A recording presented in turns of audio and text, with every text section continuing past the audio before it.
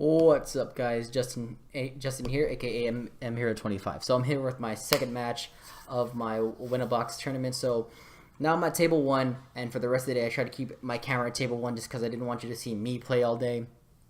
But well, you'll see. So anyway, I'm playing against a World Chalice player, and he has one of the best mats ever by Team Samurai X1. So I start off, and I don't open much. This is the one few times where I'm like, oh man, I don't have any of my first turn plays, so I just set 3 pass. And my opponent proceeds to go into his play. Now, he does something that is really interesting to me. He does the Lazuli play. Instead of running Garnet, he runs one Gem-Knight Lazuli, and decides to send a Lead to Grave. Now, I've had many people tell me, like, oh, if you're playing Mekk-Knights, you have to play the Lazuli and, like, Gem-Knight engine with Lazuli so you can get Avram back. I'm like, I don't know, man. Avram's not that worth it to me. And I have my own version where, like, I tech in Rescue Rabbit where it's so much more advanced into the plays. He attempts to act Chalice and Grave. I banish it with Call by the Grave so he doesn't get the special summon, which I thought was really nice. He doesn't get to activate any more of those for the rest of the turn. So makes me feel safe. Reading cards because I haven't seen World Chalices in a hot minute. Last time I saw this deck was in the premiere at last Nationals, and it was still a fun deck. Now he's using one of my favorite cards that everyone doesn't really notice is World Legacy Succession.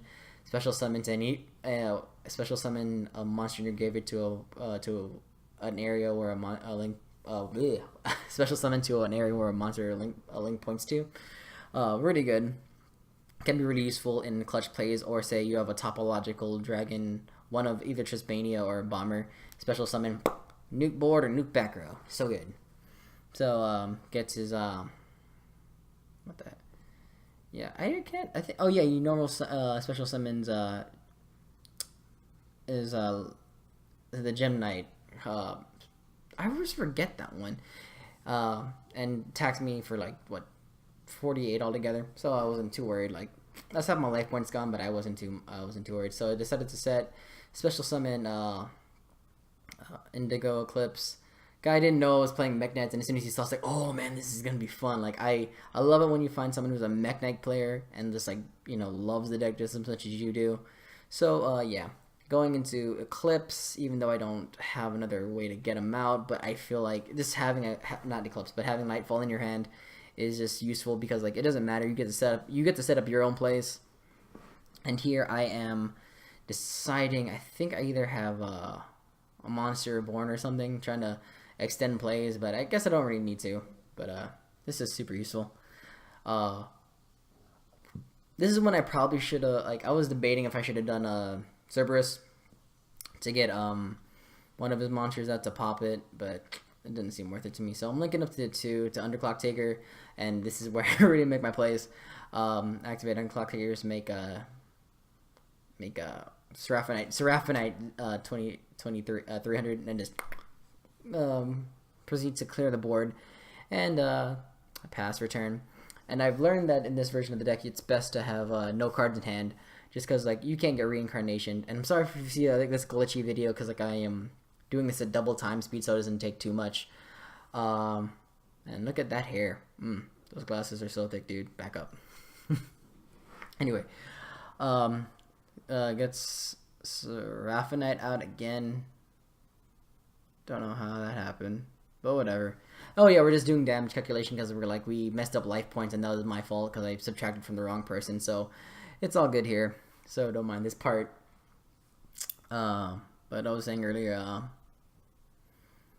it's always best to have Indigo Eclipse, but to always have set up a play with Purple Nightfall, because at any given point you can move it, banish it from the field, and be able to search for the card that will optimize you for your next turn. And with the Gem-Knight play, I like it. I'm trying to get the engine because it's a good engine overall, but I prefer my build with both the Rabbit and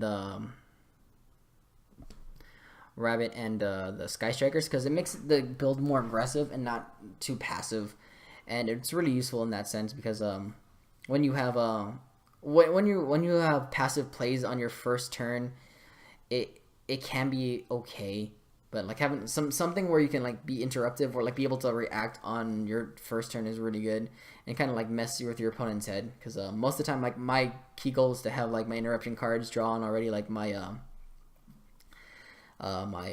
War Legacy Secrets.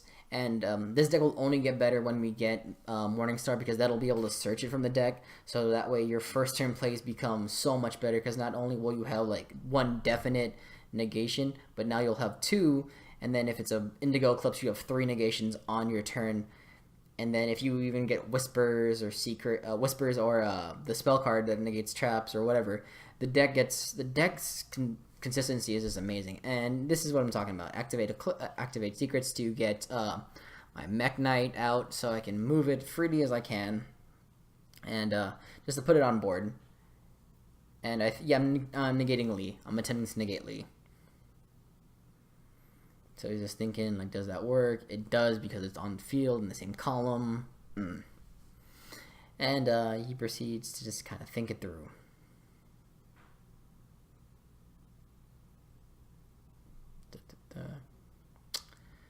With 3 monsters in the field, what can he do here? Alright, so he's linking for a link 3. So what's he gonna bounce? Again, this card is really good. It's such a hassle sometimes. Like, it's just the fact that it can just easily bounce anything, but he doesn't do it. Oh man. Goes for a link 4. I think he's going for no. Yeah, I'm glad he didn't do that, but I don't think he has a hand to do it. So I'm just like kind of watching everything as I go along too. It's like the first time I've actually had time to look at my replays, and maybe this will improve my play styles, and hopefully maybe help you guys out. Oh yeah, and I compulse. That's why I wasn't scared. I compulse, and then he attacks. Oh yeah, he attacks his Gamma Seal to like kill it, and then just whatever. Just to kill it, so it won't be bothersome. And I'm not gonna lie, that compulse was like totally not necessary. Like, the amount of attitude behind that thing was like rude. That was rude. So yeah. As you can hear my cat in the background, if you can, I'm locked away in my own room just so I can get this as perfect as I can on my first try. Alright, so standby phase, get, on my draw phase, standby phase, get Nightfall back, talking to my opponent, just seeing, and then he proceeds to scoop, because I can, I have enough damage in my board that he knows, on the board and in my hand that he knows he can't win. So, siding out, what did I side out here? I don't think I sided out anything did I side out anything for this deck? Yeah, this is when I was like, oh, Kaijus would have been good in a lock version, but I didn't have to worry about that. I don't know, I think I was taking red reboots, or maybe drone lockbird. My side game is pretty weak sometimes. Like, I'm not good at siding. It's more of like one-on-one. I usually have cards that are just either gonna make my deck perform better, or really just throw a wrench in my opponent's deck. So I think I'd opted out not to side anything, just because like I felt confident in my main build, and there was nothing I could think off the top of my head in this deck that would really be a problem for me. So let's go. I think he opted me to go first this time, just because like, yeah, that puts a no. He opted to go first. Okay, cool. Set 1, Foolish Burial, and so you're not gonna see this duel. I didn't record it because I tried to make sure my camera stayed at table 1 the whole time. Hold on.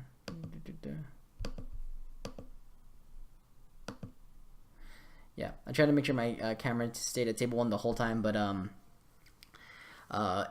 it ended up dying on me. But I wish I had kept it on me, because I was playing another Mekk-Knight player, and I beat him at I think the game, like our third game, where I just had like Spectrum and like 3 other Mekk-Knights on board, and like attack for game, because he couldn't stop it. There's no way he can, like, there's no battle feeder in that deck.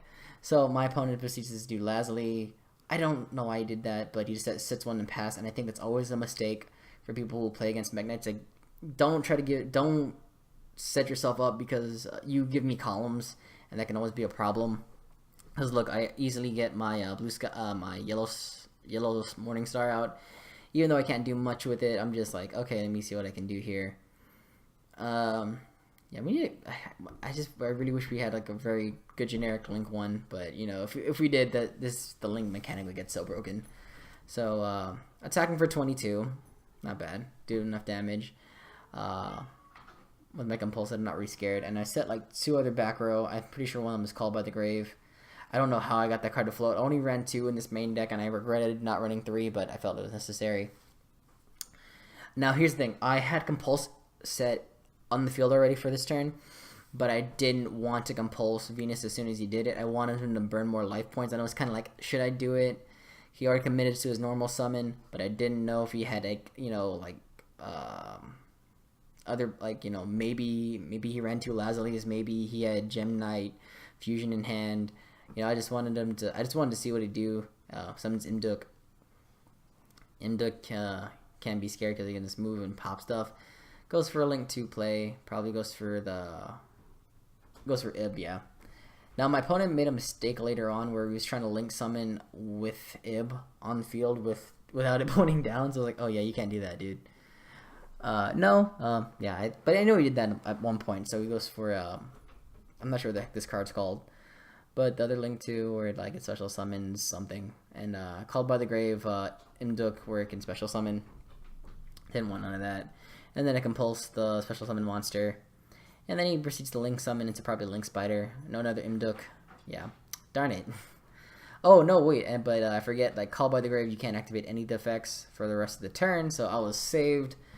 If I was wrong about that, please put the ruling down below so I can learn from my mistakes. Alright. So, he proceeds to keep going with that play. Thinking.